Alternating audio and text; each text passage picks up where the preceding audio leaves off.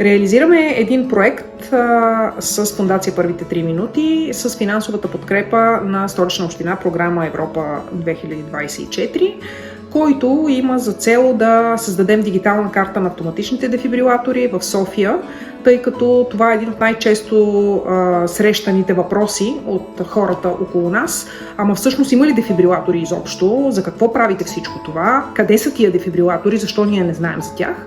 Така че това е една доста интересна тема. Всъщност, когато хората видят тази карта, ще разберат, че действително в София вече има дефибрилатори на много места, особено много в офис сгради.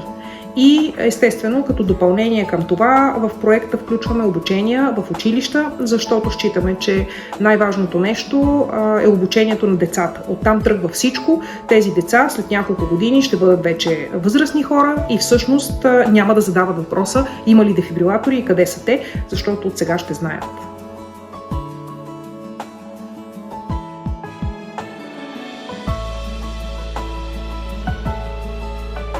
Че придобиването на умения за оказване на първа помощ са много важни.